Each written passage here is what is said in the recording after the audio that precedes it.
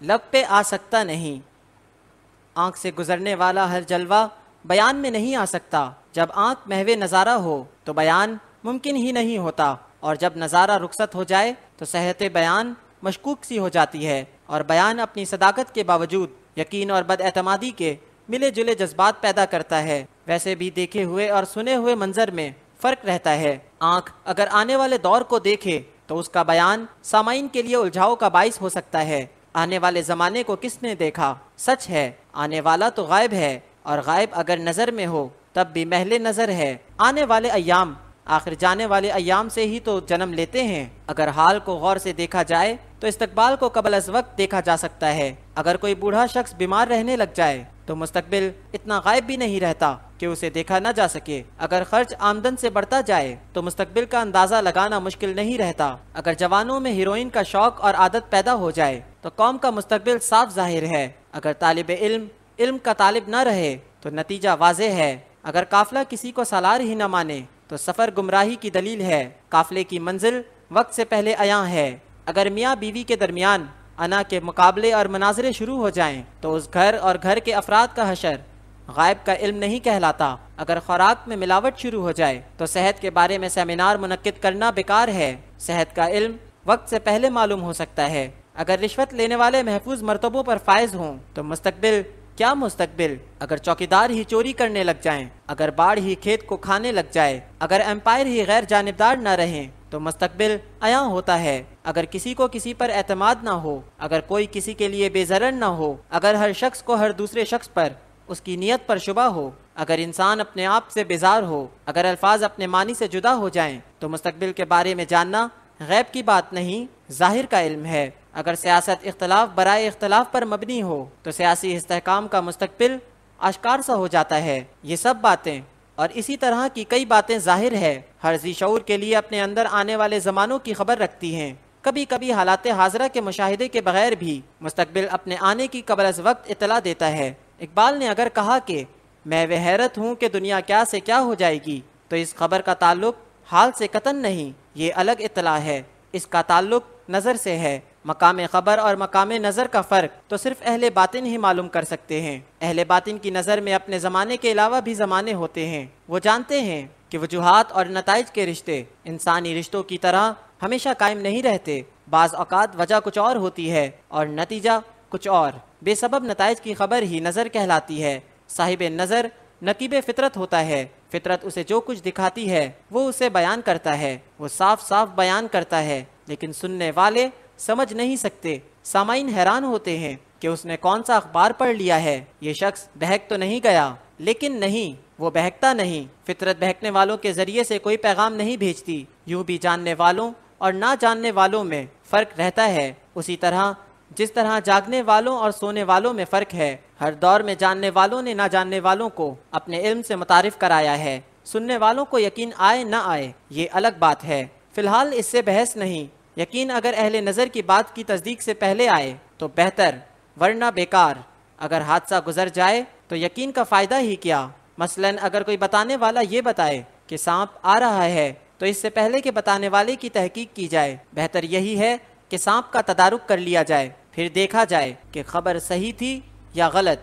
दोनों हालतों में हम महफूज रहते हैं। अगर हम मुसलमानान पाकिस्तान अपनी हालत का मुसलमानान आलम के पस मंज़र में जायज़ा लें तो बात समझ में आ सकती है।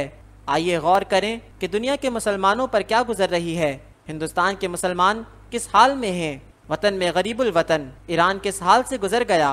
इराक किस हाल में है और हमारा पड़ोसी मुसलमान मुल्क अफ़गानिस्तान किस सूरत हाल से दोचार है। लबनान, फ़लस्तीनी मुसलमान, अफ्रीका के मुसलमान, सब पर क्या मुसल्लत है। हमें अपनी हालत का अंदाज़ा लगाना मुश्किल नहीं। हम एक खित्ता अमन बने हुए हैं। हम गोशाए आफियत में हैं। सवाल ये है कि क्यों और कब तक। हम में क्या खुसूसियत है। क्या हम बहुत ही लाडले हैं। हमारी हालत बाकी मुसलमानों की हालत से मुख्तलिफ क्यों है। कहीं ऐसा तो नहीं कि हमारी बारी आने वाली हो और हम बेखबर अपने हाल में मगन हों। बस यही है वो खबर जिसे नज़र कहा जा सकता है। अब हमारा अमल बदलना चाहिए, वरना हम भी किसी नाखुशगवार वाक़ये की नज़र हो सकते हैं। दुनिया में ज़लज़ले आ रहे हैं और हम भी दुनिया में रहते हैं। खुदा ना करे कि ऐसा हो, लेकिन ऐसे हो तो सकता है। खुदा न ख्वास्ता किसी डैम को कोई हादसा पेश आ जाए तो मालूम हो जाए कि हम कितने पानी में हैं। खुदा न करे ऐसा हो, लेकिन ऐसे हो तो सकता है। खुदा न करे कि कोई जंग हो, लेकिन हर रोज़ की खबरें, बार बार जंग के इम्कानात का जिक्र, झूठ हो अल्लाह करे, लेकिन अगर सच हो तो अंदरूनी खल्फिशार ताकत ने दबा रखा है। अगर खुदा न करे कोई लावा उबल पड़े तो क्या होगा। हमारी सरहदों की हालत तशवीशनाक नहीं, लेकिन तसल्ली बख्श भी तो नहीं। ऐसी हालत में कुछ भी किसी वक्त हो सकता है। अल्लाह करे कि ऐसा ना हो, लेकिन हो तो सकता है। इस्लाम के हवाले से अफगानिस्तान हमसे कम मुसलमान नहीं, और ताकत के लिहाज से हम किसी दुश्मन से ज़्यादा नहीं। नतीजा कुछ भी तो हो सकता है। आने वाला ज़माना जाने वाले ज़माने से मुख्तलिफ भी हो सकता है। गौर किया जाए, अगर हमारे साथ खुदा न खास्ता ऐसा वैसा वाक़या या हादसा हो गया तो हमारे लिए जाए मफर नहीं। हम हर तरफ से महसूर हैं। हमें अपने दामन में कोई ऐसा काम भी तो नज़र नहीं आता जिससे हम किसी नागहानी से महफूज रहने का हक हासिल करें। हमें अल्लाह पर भरोसा है, और अल्लाह सब मुसलमानों का भी तो अल्लाह है। अब मुस्तकबिल का दारो मदार सिर्फ अखुवत पर ही हो सकता है, और शौमिया किस्मत कि हम में अखुवत ही तो नहीं। हमें सिर्फ गुफ्तगू लाहे अमल, सिर्फ बयानात से आगे निकलना चाहिए। हमें इल्म से निकलकर अमल के मैदान में उतरना चाहिए। वहदत अमल, वहदत किरदार, यही और सिर्फ यही हमारे लिए राह निजात है। शायर मिल्लत इस्लामिया इकबाल ने जब ये कहा कि वतन की फ़िक्र कर नादां, मुसीबत आने वाली है, तो उसका मुखातिब कोई भी ज़माना हो सकता है, और हो सकता है कि हमारा ही ज़माना हो। अहले नज़र शायर की निगाह से ज़मानो मका के हिजाबात उठ चुके होते हैं। वो अपने ज़माने से किसी भी ज़माने को कोई सा पैगाम दे सकता है। इकबाल देख रहा था आने वालों को, जाने वालों को। इकबाल की ज़बान से बोलने वाली कोई भी ज़ात हो सकती है। इकबाल खुद कहता है, निकली तो लबे इकबाल से है, ना जानिए है ये किसकी सदा। तो गौर का मकाम है, बड़े गौर का मकाम है। हमारे अंदेशे इतने बेसबब भी नहीं, आने वाला दौर इतना खुशगवार भी नहीं कि हम गफलत में ही उसका इंतज़ार करें। हो सकता है, और बहुत कुछ हो सकता है। अगर ईंटों में वहदत न रहे तो दीवार अपने बोझ से गिर भी सकती है। तकरीरें मजहबी और सियासी, सिर्फ तकरीरें, सिर्फ खिताबात, बयानात और सिर्फ अल्फाज से कौम की तारीख मुस्तहकम नहीं हुआ करती। कौमें अमल फहीम से बनती हैं। हमारा कौमी अमल क्या है? हम जिस दरख्त के साए में बैठे हैं, जिसका फल खा रहे हैं, उसी दरख्त की कदर नहीं करते, उसकी हिफाजत के लिए मुत्तहिद नहीं होते। हम क्या करते हैं?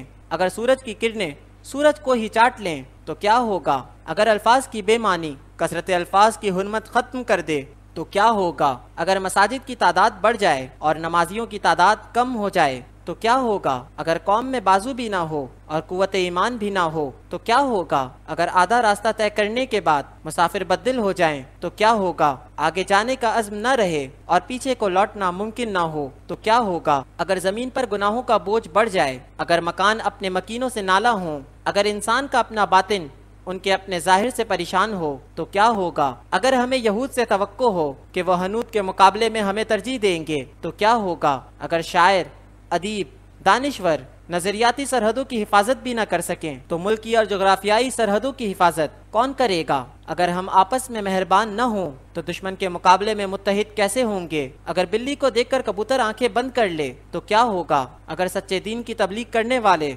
खुद सच्चे ना हों तो तबलीग की तासीर क्या होगी? अगर गुलामों के साथ बेहतर सलूक का जिक्र करने वाले अपने नौकरों के साथ बदसलूकी करें तो नतीजा क्या होगा? अगर गफलत और खुशफहमी और खुश एहतमादी की वजह से एक दफ़ा मुल्क टूट चुका हो और कौम के मिजाज और अमल में फ़र्क ना आया हो तो गौर का मकाम है।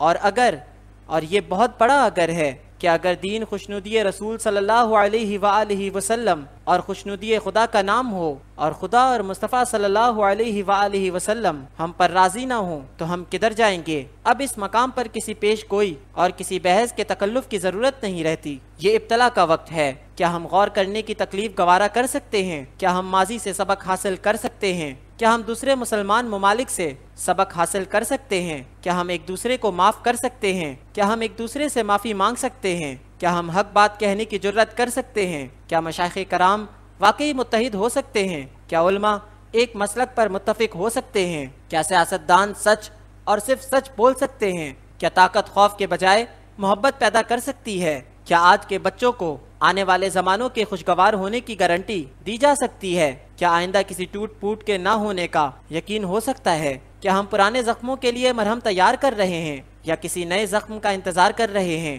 इससे पहले कि हम पर रहमत और तौबा के दरवाजे बंद हों, क्या हम अपनी फ़िक्र और ज़िंदगी को बदल सकते हैं? क्या हम दुश्मन की चाल से बेखबर हैं? दुश्मन की असल कुव्वत दोस्तों की जुदाई में है। क्या हम उतना इस्लाम भी नहीं रखते जितना कायदे आज़म के पास था? उस साहिब ईमान के पास सिर्फ सदाकत थी, जज्बा था, दयानत थी, खुलूस था, बस यही कुछ तो था।